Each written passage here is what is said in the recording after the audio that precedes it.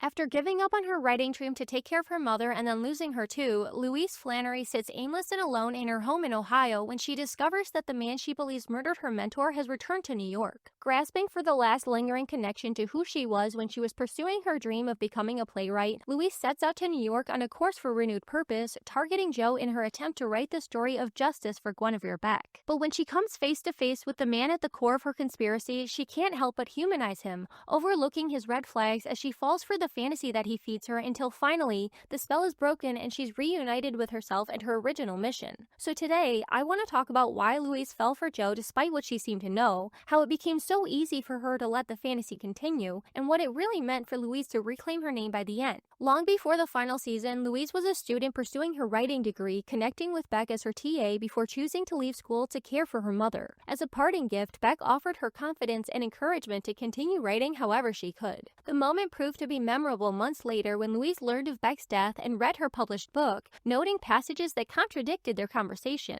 Her suspicions sent her online seeking answers from a conspiracy subreddit that suggested somebody else might be responsible for Beck's murder. After Louise connected with some friends on the subreddit and filled in the blank of Joe as Beck's unnamed boyfriend, they pieced together a larger conspiracy characterizing Joe as a multi-state, multinational serial killer who faked his death before conveniently and egregiously returning to the scene of his original crime. While their theory relied on circumstantial evidence and personal interviews to theorize alternate explanations for solved and resolved deaths and murders, the narrative proved compelling compared to the alternative of an empty, aimless life alone. So Louise set out to New York to work with her friends on their plan to entrap Joe and expose his guilt once and for all. Louise admits that her friends became her family, bonding over their shared belief in the conspiracy theory while her mother slowly lost her battle with her illness. After her mom's death and Joe's highly publicized return, Louise believed that she could craft the perfect character to entice Joe and walk him through a series of scenes towards a live-stream confrontation of his crimes at the beach house. She dived right into this endeavor, breaking into the bookstore to spy on Joe twice before getting caught and quickly establishing her quirky character before Joe had a chance to think anything about her himself. Because yeah, plot twist, Bronte's character intro isn't a sincere, passionate rant about books, because we all know that a genuine interest in something would be cringe. Ew, caring about things, gross. But it's a tactic to characterize herself and dictate the scene. I mean, you can't fall in love with places anymore because their souls are getting slurped up by capitalists like bone marrow. All that's left of them is empty husks of real estate. Imagine what this place was like in its heyday. You know, like Joe just did with Tom. Wasn't sure I had the right place. Keep talking, don't let him think. The text was me. Kate doesn't know. I'm hoping we can talk. The DNA on Reese's body, a little bit of a surprise. A little dramatic, right? Funny how it's smart when Joe does it, but cringe when Bronte does it better, because yeah, he totally fell for it. It's like she's fighting with the words of a former you.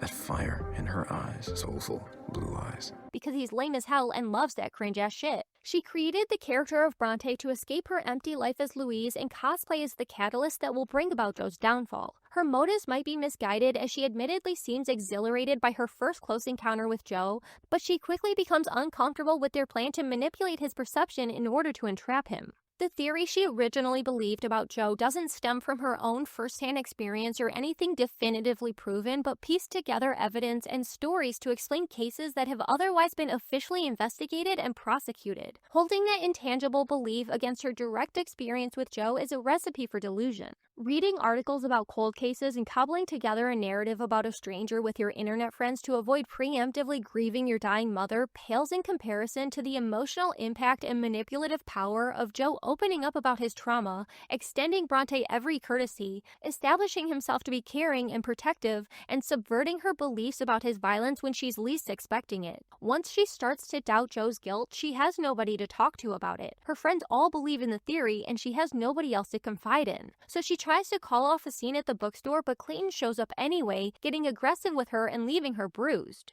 But I wouldn't expect you to give a shit about consent. In a situation between her own friend hurting her and not respecting her wishes was something that he himself claimed would be dangerous, and this seemingly conflicted but good man who has shown her repeated kindness and intense interest, Bronte gravitates towards Joe because that's the whole point of his nice guy act. As strong as his pull is, she still fights to get away, leaving her job at the bookstore, moving out of the apartment, and telling Don that she does not want to go through with a confrontation. But Clayton thinks he's the main character seeking vindication for his father and setting the scene for Joe to target Bronte, believing that she chose Clayton over him. He literally specifically lured Joe to the beach house intending to record Joe's murder of Bronte as proof that he killed Beck to overturn the conviction of Dr. Nikki. He wanted to make Joe think that I ghosted him to get back together with my shitty ex. He wanted to make Joe jealous so that he would show up angry, ready to kill me with all the cameras around. That was Clayton's plan here. Clayton, and I know what you were trying to do. You thought he would fucking kill me. I didn't know for sure, and obviously he didn't. So Clayton gets little pity from me when Joe enters and sees him attacking Bronte. Bronte, whose perspective is that Clayton was specifically her friend but violated her boundaries, aggressively hurt her, specifically tried to sacrifice her life, and is now physically attacking her again. So Joe engages him in a brawl before killing him in cold blood.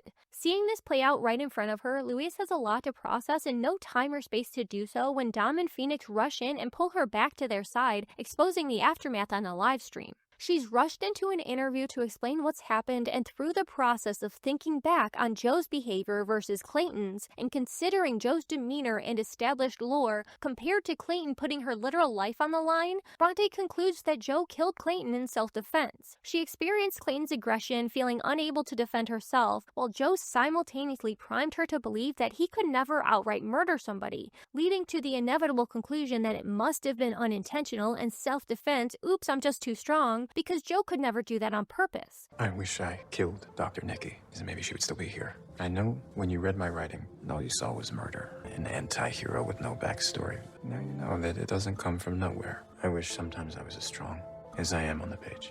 Until he later admits that he did, but we'll get to that. We shift the window a little at a time. So she covers for him and tries to return to him, only to find that he's rejecting her on a live stream and recommitting to his wife. She sends him a text to set the record straight before booking a ticket home, fully ready to walk away, and then getting attacked by a stranger and waking up locked to a bed in the apartment. Just to pause real quick, that's the sequence of events from Bronte's point of view. She turns off the live stream after Joe said that he regretted her, and the next thing she knows, she wakes up handcuffed in his apartment. But we've accepted so much crazy shit by now that it can all be reasoned away. Oh yeah, that guy broke your ankle. Remember the guy that attacked you? Yeah, I saved you from him, like how I saved you from Clayton. Oh, don't worry about those handcuffs. I mean, they were your idea before, remember? And here, let me get them since I know you can't walk anyway.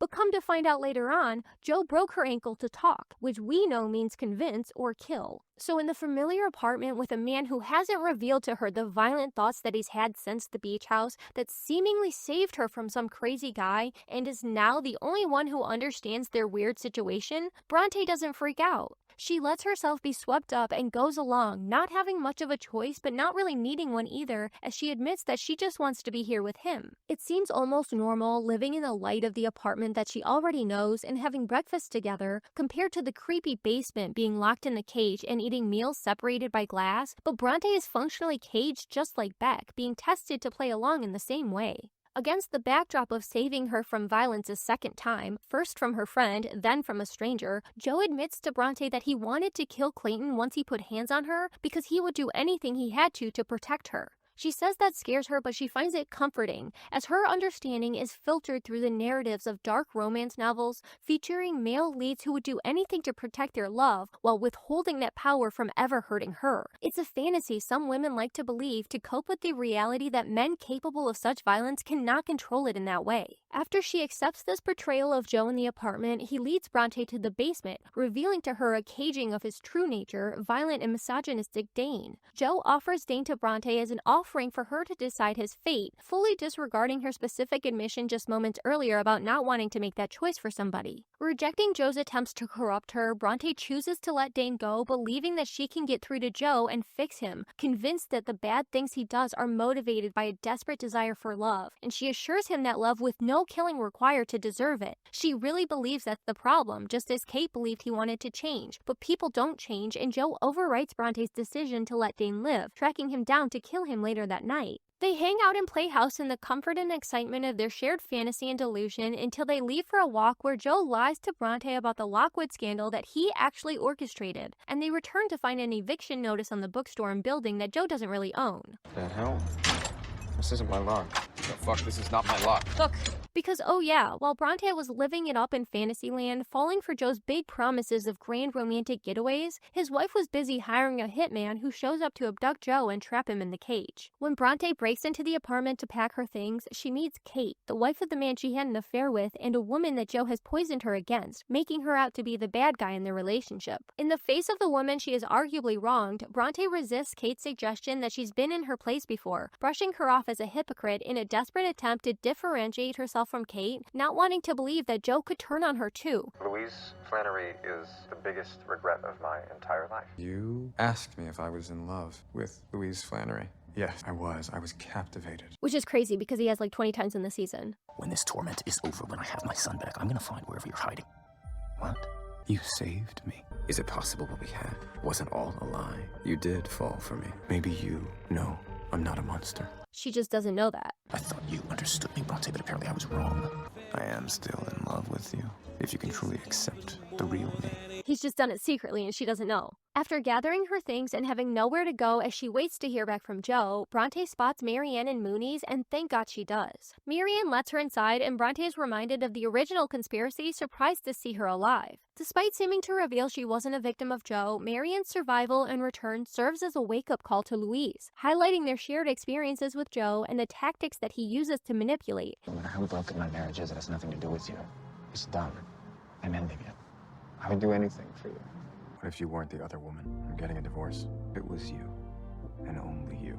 Reassuring her that she's not stupid for falling for him and it's never too late to leave. Having the initial belief that Marianne was a victim of Joe and hearing that further supported in the sincere sit-down where Marianne provides specific examples that Bronte can recall from her own experience and relate to, finally leads her to the understanding of Joe's true character, recognizing the two sides of him, his true nature and the character he plays, and understanding how they coexist. When she realizes she was wrong and wants to return to her friends, she heads back to the bookstore for her bag to find it burning wildly on fire and runs into the basement looking for Marianne and Kate, having woken up to reality and switched sides. But as she finds Kate unresponsive after bleeding out, she hears Joe call to her, unaware that she's turned on him, and Louise recognizes the opportunity to author his ending and seek justice for Guinevere Beck as she originally set out to do, falling back in character and helping him out of the burning basement to the sidewalk where the psycho proposes. They flee town, heading for the Canadian border, as Bronte tries to piece together what's really going on and how she could possibly take down Joe, not even sure of what exactly that means. She weaponizes his fantasies against him, playing the character she knows he wants of her, while biding her time trying to write her way out alive. Approaching the climax in the bedroom, Louise confronts Joe and breaks character, demanding he redact his edits from Beck's book. While he delusionally believes that he can talk his way back from a gunpoint confessional, trying to manipulate Louise with his emotional theatrics after a phone call with Henry, his questioning of what he deserves prompts her to finally realize that it's not up to her to decide, and the proper ending is to call the police. Joe rejects this ending and attacks her, punches her, shoots her, and seemingly gives her a head start to run outside before bursting out the door to chase her and literally hunt her, eventually forcing Louise to face the reality of Joe that she's been after all this time. As she gets away and fakes her drowning, knowing that death was the only way Joe would let Bronte go, she once again catches him at gunpoint and once again reiterates that the proper ending for Joe is to be caught by the police and made to face himself. Because that's how all of this started. Both Joe and Louise fixated on somebody else because they couldn't stand being themselves. They shared a deep fear of being nobody after losing their mothers who previously defined their identity and purpose. Louise left school to be her mother's caretaker, and then her mother passed away, leaving her with the void of who am I now? And Joe's entire world was wrapped up in his mother until she left him, so he ensures that no woman will ever survive leaving him again. As the timing of Joe's return coincides with Louise's lack of direction, she seizes the opportunity to pursue a story that she feels is worthwhile, a story of justice for a woman whose writing dream was stolen from her. It's something to do, it's an adventure, it's thrilling, and it's naive of Louise to think that she can go toe-to-toe with a serial killer. But that's part of it. Louise and her friends are approaching their plan from different perspectives. While she's morbidly curious about Joe as a character, wanting to dive into his psyche and understand him even as he seems irredeemable, they're working for vindication for Dr. Nikki from a true crime angle, with their end goal being to expose Joe. Hey wait, so the Redditors are the writers trying to expose Joe's true character through evidence of his crimes, unconcerned with his story about all of it. Louise, he is an actual serial killer. And Bronte's the viewer that willingly goes along with his narrative, believing his supposed pursuit of love makes it all okay. It's gnawing at me. Would her killer say something like that? They literally call Joe Prince Charming. Don't let him fool you. When she meets him, he doesn't seem like a serial killer because he's literally just a guy. And reveal, Bronte is an audience insert character. She experiences Joe knowing him to be a serial killer in theory, but then meeting him in person and seeing him as human and emotional and complex, like a nuanced anti-hero. Because that's how he portrays himself. Because that's how he curates his image through their interactions. Because he is specifically playing a character for her, and he's not the same man with Bronte that he is with Kate or he was with Love. Joe allowed Love to lead him through their LA love story. Let me tell you a little bit about yourself, Will Bettelheim. You are not a snob. You're just old-fashioned. Gimmicks don't seduce you. What seduces you is the real thing. He honed in on Kate's emotionality to take over for Tom. If you let me leave her in the past, then the least I can do is the same for you. We are trying. So do the same thing. And I don't have to ice you out, and you don't have to run away. And then he overwrote Bronte's character, exploiting Louise's own lack of identity and direction. She fell for him because he took the lead to define her, which was something she was struggling to do herself. Louise lived in the comfort of Joe's love for a time because it felt good, and he kind of wouldn't let her leave even when she tried. And where would she go? Back to Ohio?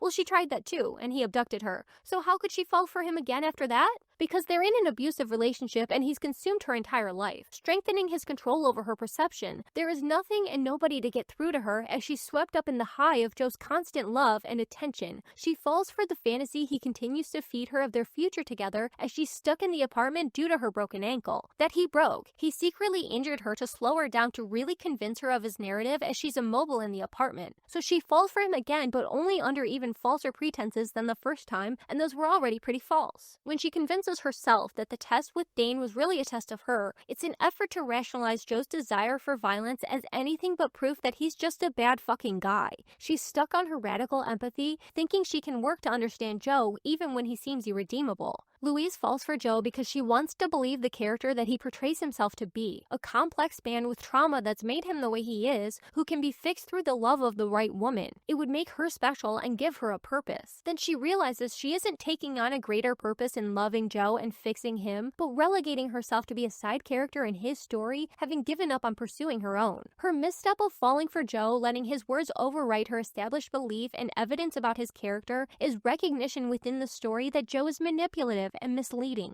Bronte's experience reflects the viewer's experience if you only ever listen to Joe's narrative instead of everything else happening in the story, as apparently too many viewers do. Holy shit, guys, what the fuck? Louise felt aimless in her own life and set out to author a story of justice to give her a new purpose. It was a way to take comfort in a character instead of facing herself and catch a thrill out of exploring Joe's character believing he can be fixed, giving Louise a sense of control and direction that she had been lacking for years. She fell for Joe and lost hold of her belief in the story of his guilt, overlooking a sea of red flags as he led her one step at a time away from herself and into his own characterization of their roles in relationship. But in the end, after leaving her home and losing her friends and learning the truth about Joe, Louise realizes that she started this whole journey because she was running away from feeling like a hollow nobody herself. And in the face of what living a life as a character leads to, she decides to reclaim her name and live authentically as Louise Flannery, whoever that might be. After she returns to the city and submits Beck's book to be republished with Joe's edits redacted, Louise sets out to discover herself, living for women whose futures were stolen from them, and declaring that one day Joe will just be some asshole she dated, undermining the power he has over her and her story.